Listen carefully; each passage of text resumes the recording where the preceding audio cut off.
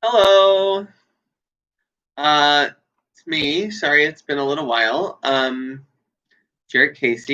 Earl Casey. And let's see, it's October 4th, 2020. It's a Sunday night. I just got home from work at California Pizza Kitchen and decided that I would hop on and give you guys an update. So I know I've been absent for a while, and welcome, whoever you are. Once again, it's October 4th, 2020. My name's Jarrett Casey, Jarrett Earl Casey. And it's 9:26 p.m. So it's been an interesting little while. So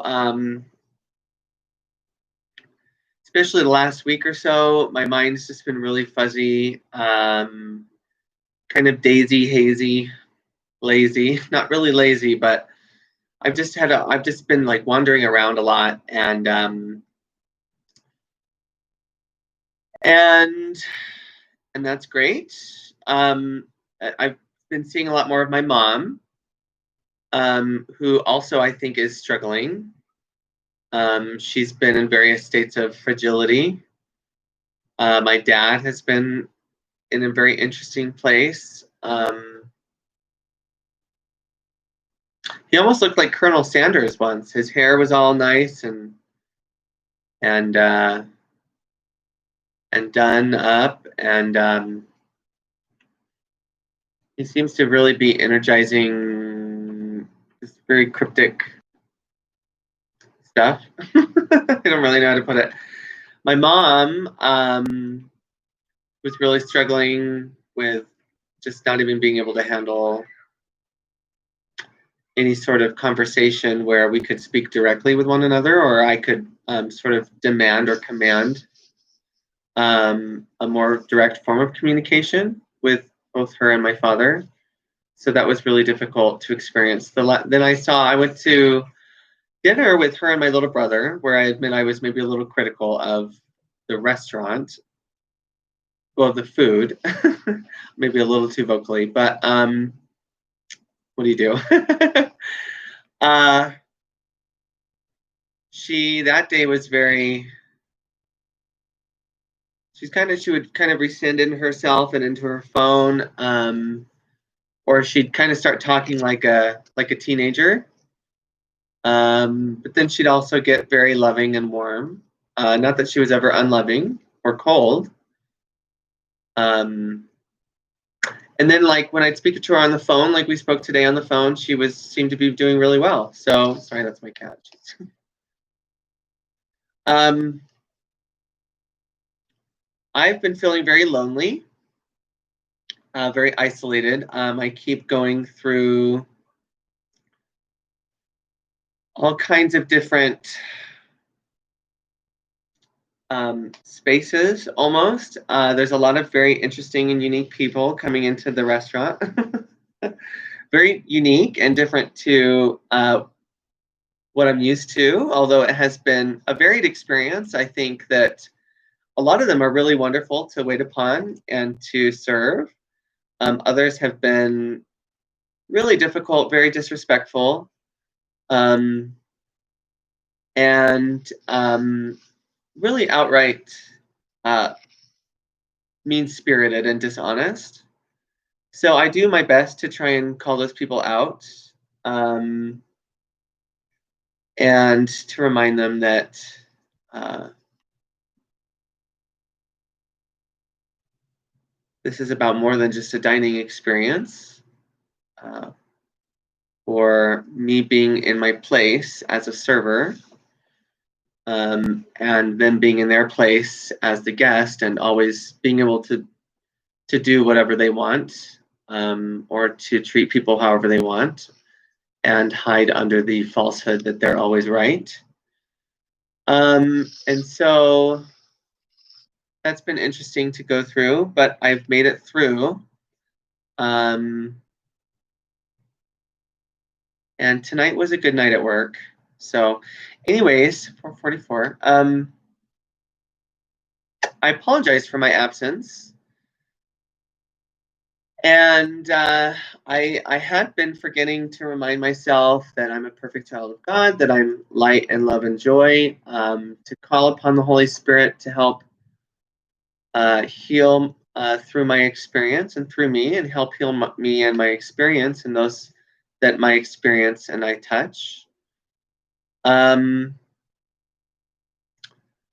It's frustrating because I still haven't really had anyone very truly or honestly or really reach out to me about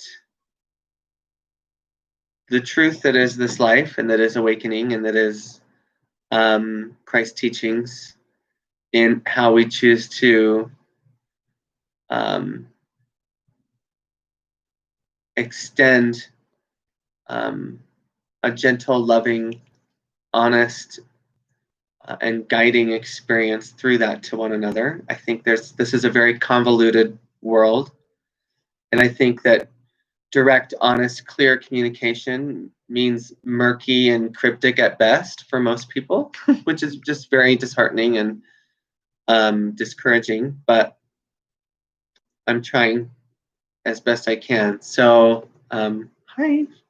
She usually doesn't hang out right here by me, so this is very nice. Anyways, I picked up a new contemporary version of the Bible. I'm gonna go grab it real quick.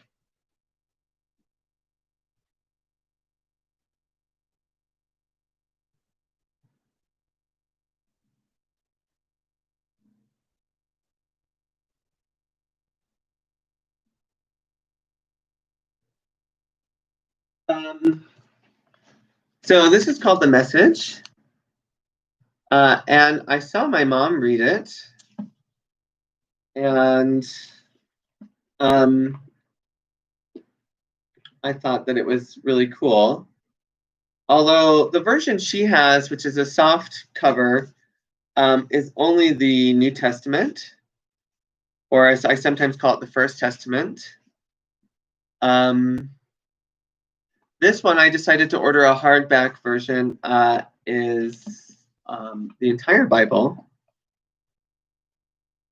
And I'm excited to start reading it. Although I'm so slow at reading things, as you know. So who knows when I'll get through that. Very hard if I don't have scheduled time that I can sit and really share that reading experience with people and discuss what I'm going through and what I'm picking up from the pages, and also what they are, which I think is the most helpful way to read something. And it does take time. But I think especially with things such as scripture or inspired texts, or really anything that is of that nature, I think it's, for me, the most important way to read something. And so I'm hoping, and I keep putting it out there, that there might be someone that can come into my life, or that is already in my life, that might welcome such an exchange and such a gift of sharing and very powerful expression of oneness and togetherness, while also having a unique take on what's being read. So I hope that can come to fruition at some point. Until then, I'm going to keep focusing on the course. I did put it down a little while ago. I had one experience 3 years ago, where I started picking it up, and it seemed to change in my hands. And so I put it down for a while, and I stopped reading. And so this happened again about 2 weeks ago. And I thought, okay, well, I'm in a very strange place, and I'm in a strange state of mind right now where I'm fearful. And this isn't really coming across as the book that I know and love. So I'm going to put it down. I'm going to stop reading for a while until I've returned to a place of more normal thinking. So so today I I've decided to go ahead and pick it back up.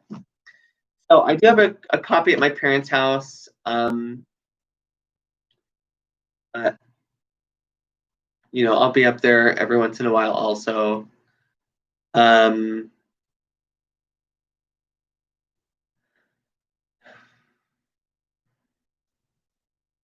Yeah. So let's just jump right into that. There's so much that's gone on. I'm still working. I have, I think, another job interview next week for doing onboarding for a company. So we'll see if maybe that will come through. I'd be working from home. Gosh, I look so freaking terrible. So weird. But what do you do? And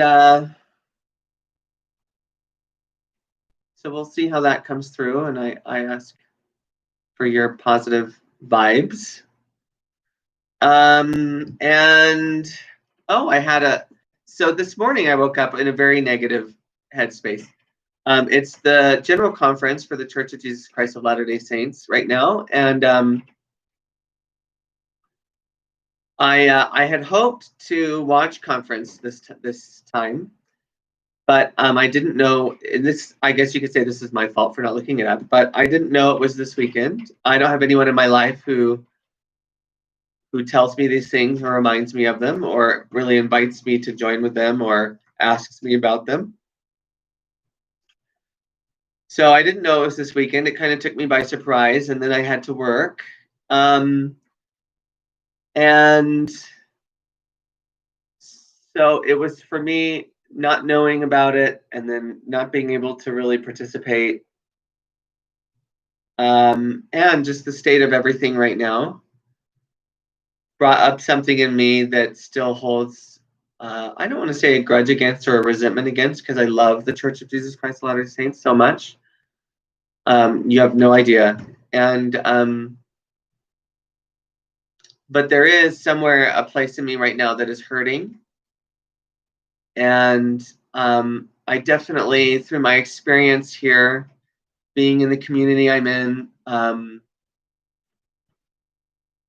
and knowing that I'm part of their family,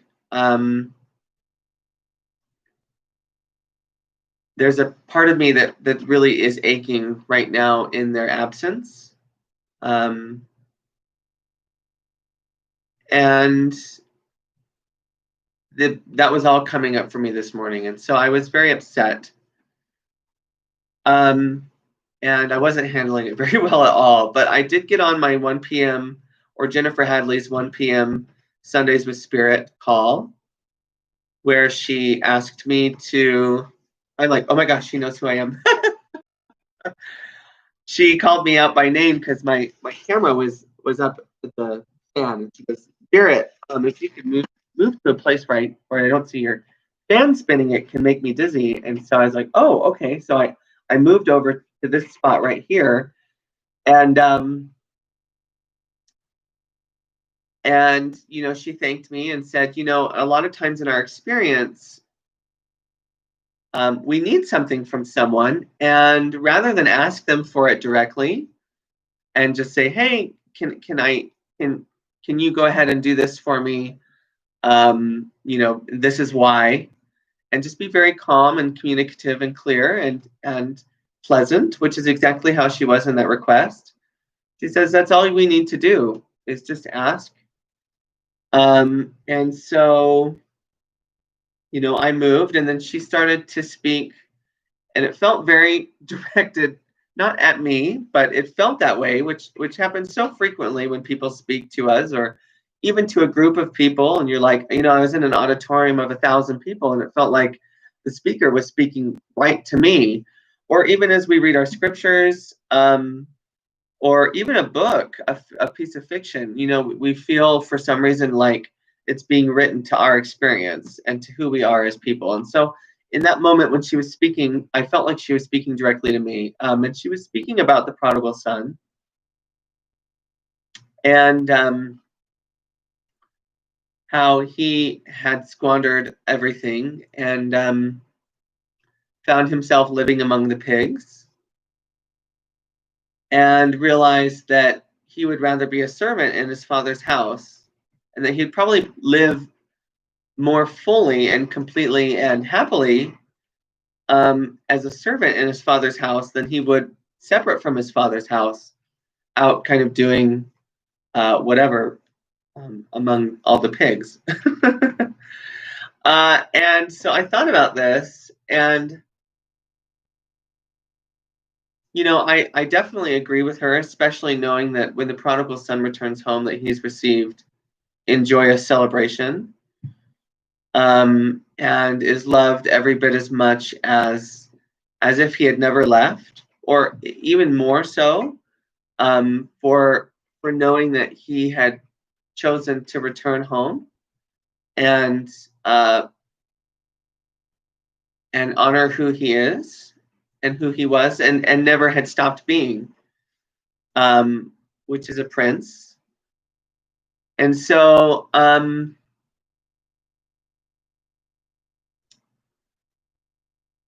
I thought about this, and I thought, you know what? It would be very much, why wouldn't we want to be a servant in our Father's house? Our Father is so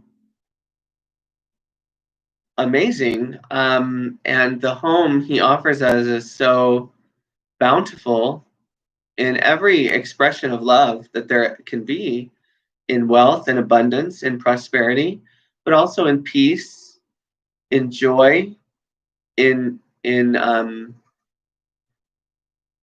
knowledge, and in love, of course.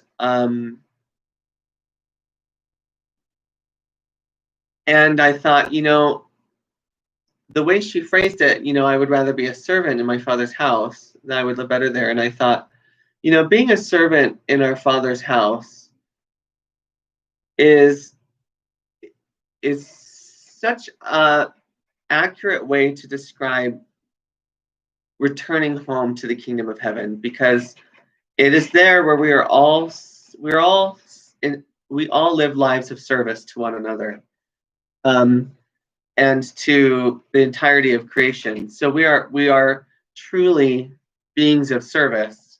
And I the way she said servant at first made me think of a very worldly view of being a servant, where you're still less than. And I had to remind myself that what she's talking about is, if we're a servant in our Father's house, we are not less than, we are equal to. We are right there with him, and we're right there with one another. We are that's how much he loves us. That's how much he loves every single person. That even if they're there as a servant, they are family, and they are no less than, and they are always included and important. And honestly, you wouldn't even be able to tell the difference between a servant and the prince, or a prince and a servant, because they're all of service to the higher purpose that is being of God, and being a teacher of God, and is being a brother and sister in Christ, and that is being a valued and valuable and joyful and joyous member of society, and someone who understands the bountiful nature of creation, and the importance of teaching and learning, and giving and sharing and receiving. And those are all natural, inherent characteristics of someone who wishes to return home to the kingdom of heaven. And so, and just the willingness to be those things, which is another thing she said. So it was very helpful. It helped bring me back to a really wonderful place. And then, of course, I went to work, and I started slipping right back out into my criticisms. And I'm hoping that at some point I can really get a grip on these things.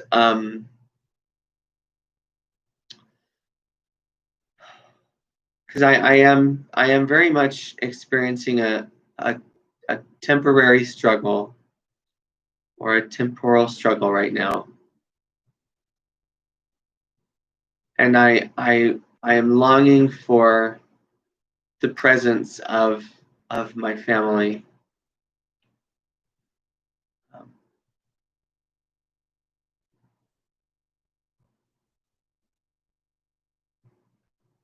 So anyways, let's jump in here. And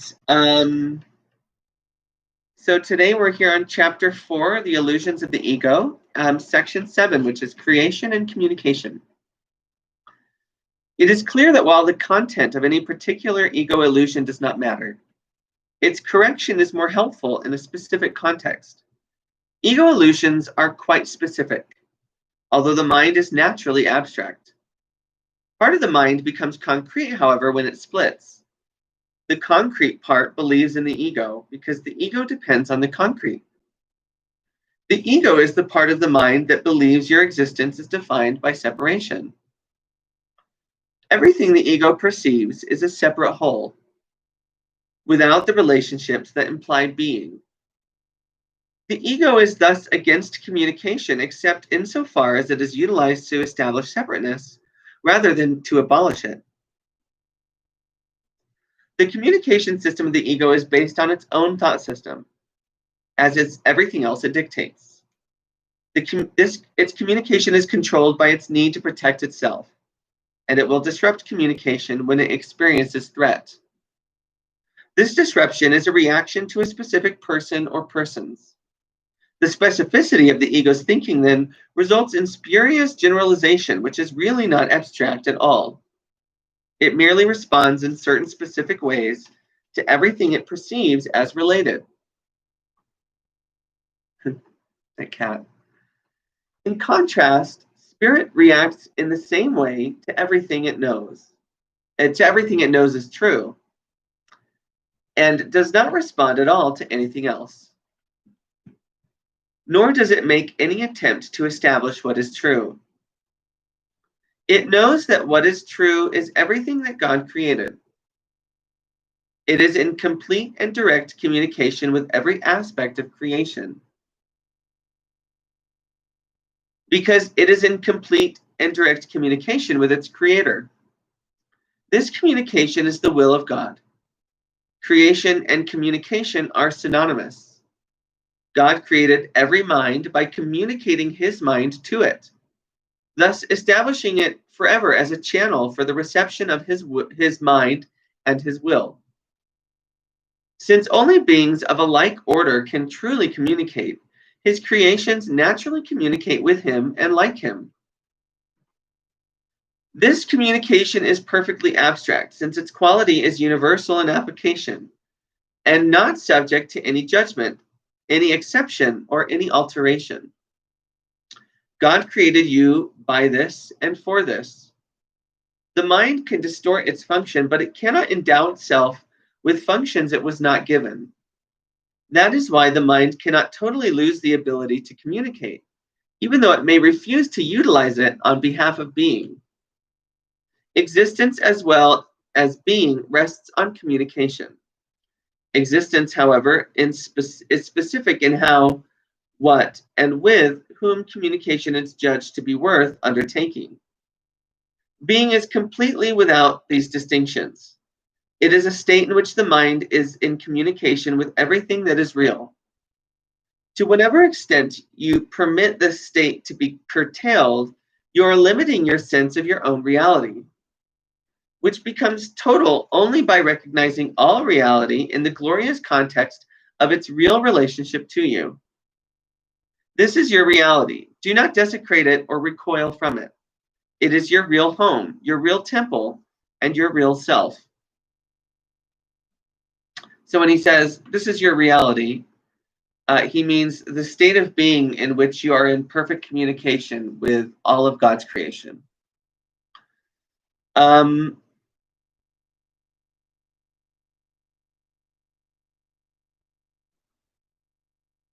So we should all acknowledge that is part of our reality is having this communication with one another. God, who encompasses all being, created beings who have everything individually, but who want to share it, to increase their joy. Nothing real can be increased except by sharing. That is why God created you. Divine abstraction takes joy in sharing. That is what creation means. How, what, and to whom are irrelevant, because real creation gives everything, since it can create only like itself. Remember that in the kingdom there is no difference between having and being, as there is in existence. In the state of being, the mind gives everything always. The Bible repeatedly states that you should praise God. This hardly means that you should tell him how wonderful he is. He has no ego with which to accept such praise, and no perception with which to judge it. But unless you take your part in the creation, his joy is not complete because yours is incomplete. And this he does know. He knows it in his own being and its experience of his son's experience. The constant going out of his love is blocked when his channels are closed, and he is lonely when the minds he created do not communicate fully with him. God has kept your kingdom for you, but he cannot share his joy with you until you know it with your whole mind. Revelation is not enough, because it is only communication from God. God does not need revelation returned to him, which would clearly be impossible, but he does want it brought to others. This cannot be done with the actual revelation. Its content cannot be expressed, because it is intensely personal to the mind that receives it. It can, however, be returned by that mind to other minds through the attitudes the knowledge from the revelation brings. God is praised whenever any mind learns to be wholly helpful. This is impossible without being wholly harmless, because the two beliefs must coexist. The truly helpful are invulnerable, because they are not protecting their egos, and so nothing can hurt them. Their helpfulness is their praise of God, and he will return their praise of him because they are like him, and they can rejoice together. God goes out to them and through them, and there is great joy throughout the kingdom. Every mind that is changed adds to this joy with its individual willingness to share in it. The truly helpful are God's miracle workers, whom I direct until we are all united in the joy of the kingdom. I will direct you to wherever you can be truly helpful, and to whoever can follow my guidance through you.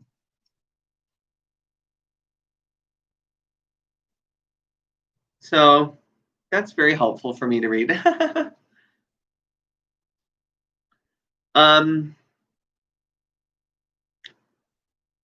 Sorry.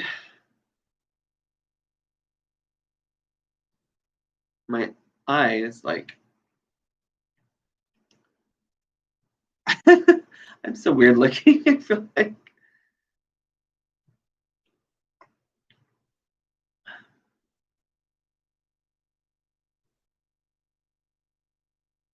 I think this has been difficult, this mind connection for me, because I suspect that for many, it's not a two-way communication. They hear it from me and they're not able to speak back to me in a way that I can hear them.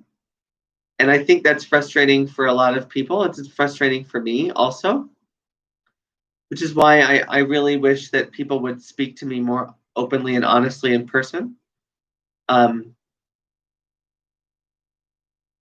that it could become a truly two-way conversation, which would mean we could really begin making progress with one another.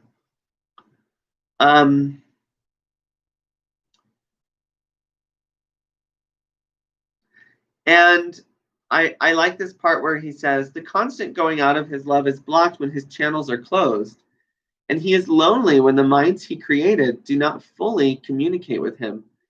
And so that's how I feel sometimes. I'm not saying that I'm God by any means, obviously, but I think that when Jesus tells us here that God is lonely when the minds he created do not fully communicate with him, that I'm like, I think that's something that we all experience too, that we experience loneliness when the minds that have been created by God, who we are connected with, for we are all of one mind, do not fully communicate with us.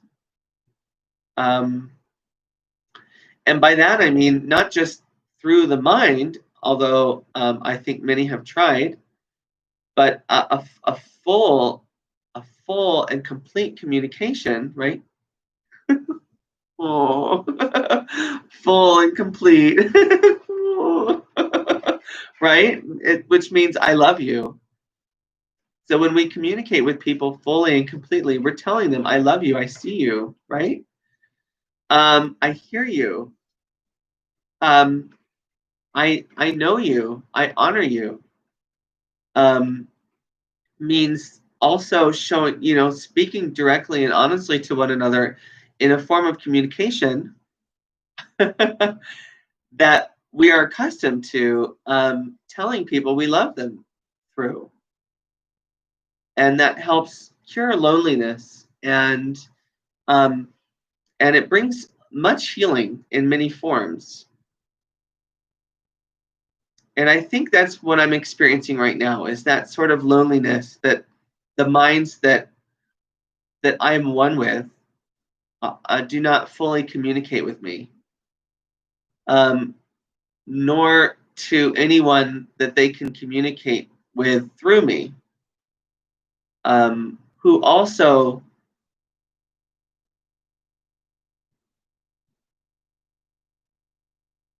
are in need of love, and expression.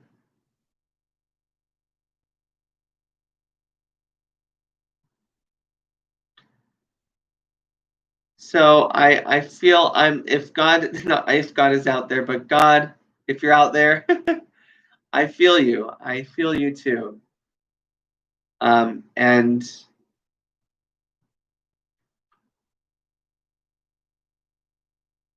anyways, I love all of you so much, and including this one person who always tunes in when I do a stream, and so thank you.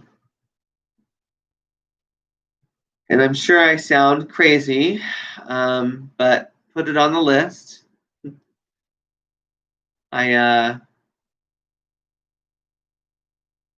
hope that I won't keep being shuffled around, but rather that I might be able to just be here, whether or not something I think or say upsets someone, or if they feel threatened by it. And instead that I might begin to experience some of the love that I know is out there for me and for everyone, and also be a part of extending that to people, which whenever I've gone through something like the last few weeks, there's a time of recovery. So be patient with me. It takes more of a toll than you realize.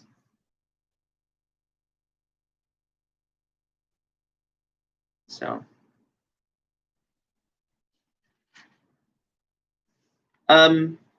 tomorrow we'll start chapter 5, which is healing and wholeness. So that makes me excited. Oh, the other thing that really is frustrating for me, I had a lot of phone issues the last couple weeks. My phone pretty much was completely destroyed and had to build itself back up into a new network.